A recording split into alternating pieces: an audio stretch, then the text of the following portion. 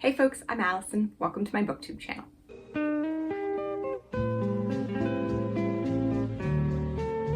This YouTuber that I really love, Hannah Louise Poston, has a wonderful series called What's Cheering Me Up Right Now, in which she talks about what is cheering her up. And since the world seems very dark, I thought I would make a bookish version of what's cheering me up right now in hopes that maybe some of these things will cheer you up too. The first thing that is cheering me up right now is this little gratitude journal. I have been keeping a gratitude journal for about 7 years now. I finished one 5-year cycle and bought this new one, and I'm about 2 years into it. But obviously you don't have to have a dedicated journal. You can just keep a notebook somewhere.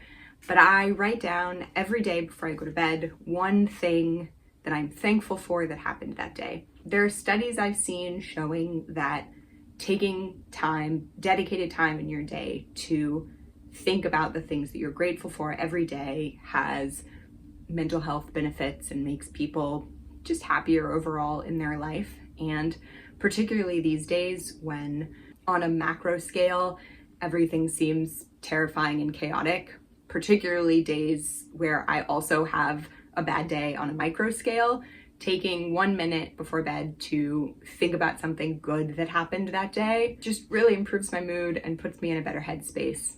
It's also really lovely because you get to see all of the things that you've been thankful for over the past few years, and that helps reflect on how good life can be and how far you've come if you've been working towards goals, or just how much life changes. Anyways, lately, this little guy has been kind of a lifeline. The second thing that is cheering me up are these absolutely beautiful cat postcards that someone left in my little free library. It was just, a sort of opened pack of half a pack of these postcards, but they're absolutely so beautiful. And I really love, more than just the item of the postcards, the sense of community that I have from the little free library. I put books in there, I cycle them through, but lots of other people put books and sort of bookish items in there. And it just gives me such a lovely sense of neighborhood and community, and that little things that people do to try to just improve their little sphere. And that kind of thing makes me really hopeful and I think is so lovely. The third thing that has been cheering me up is the Guardian online quick cryptic crossword. I love crosswords. I love puzzles and trivia and games, but I had only ever done regular crosswords. I think it's maybe just an American thing. We don't really do cryptic crosswords as much. And so I discovered the existence of them relatively recently, and I'm very, very bad at them. But The Guardian has this lovely quick cryptic that basically teaches you how to do cryptic crosswords. So they're smaller puzzles and they're easier. And the types of clues that there's a smaller set of types of clues. And at the beginning, at the top of the puzzle, they have explanations of a couple of different kinds of things that the clues can be. So for instance, a clue might be beer in story without intro. And that means that the definition of the word you're looking for is beer. It can be at the beginning or the end. And story without intro is a tail minus the T. So beer that can be described as tail minus the T is ale. And the website has little buttons where you can check letters or check your answers, so you can, as you're going along, learn how to do the clues and how to figure out the kinds of puzzles. It's quite different than standard crosswords because it's a lot less knowing trivia. The answers aren't so often the name of a celebrity or the name of an old battle or a place that something happened. They're usually words that you would just recognize in common parlance. It's more about solving the riddle. And so I have just really absolutely been loving working on teaching myself how to get good at cryptic crosswords. The fourth thing that is cheering me up right now is this musician who goes by Rabbitology.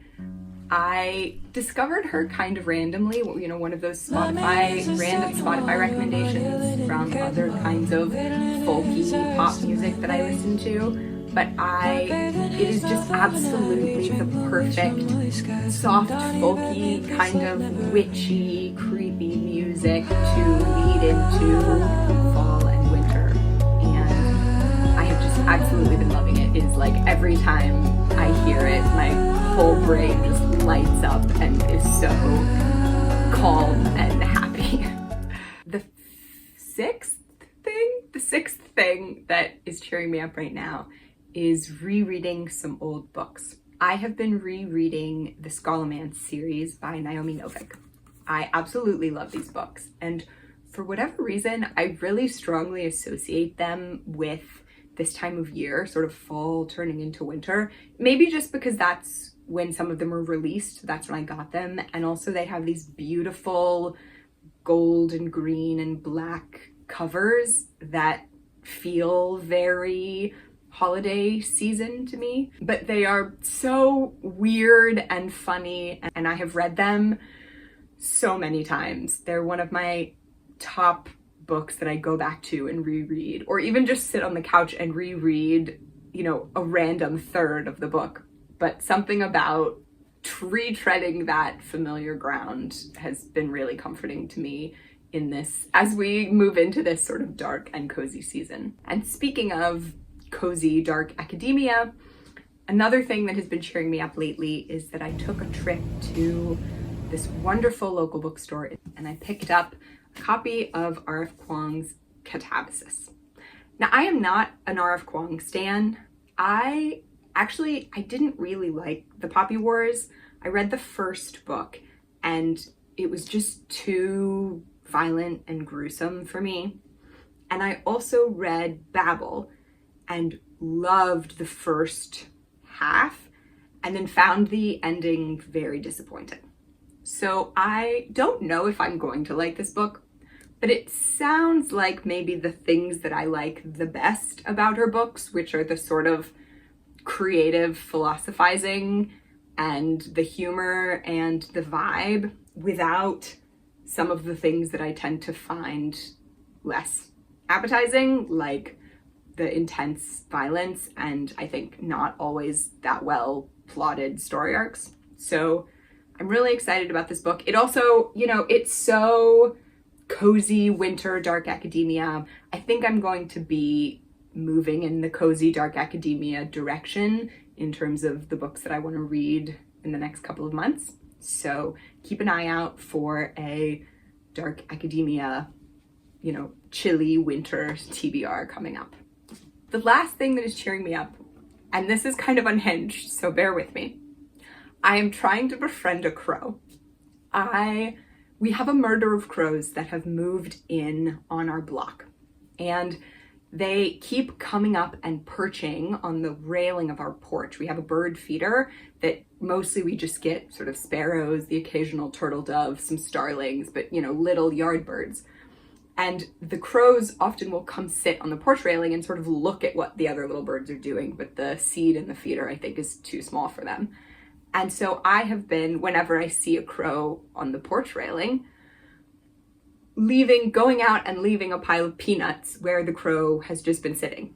And the crows are, I think, eating the peanuts and starting to come back and sit on the porch railing and look for me, which is my ultimate goal, because apparently if you establish a trading relationship with a crow, you can build a little alliance, and crows are really good at human facial recognition, so it will tell all of its little crow buddies that you're now an ally, and I think that that's hilarious and delightful.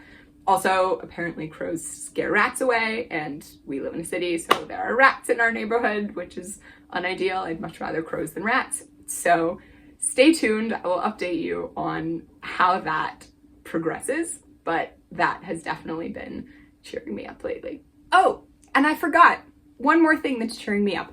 I am really, really excited about the Hamnet movie.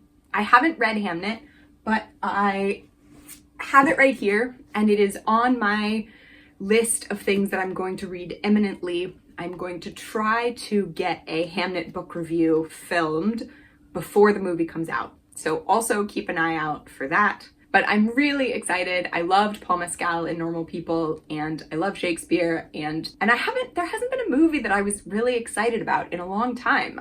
So I'm really also really looking forward to the Hamnet movie. Okay, that's all I have for you today. I hope that you enjoyed this video. If you'd like to hear more from me, please consider subscribing. And as always, thank you so much for spending some of your one wild and precious life with me watching this video.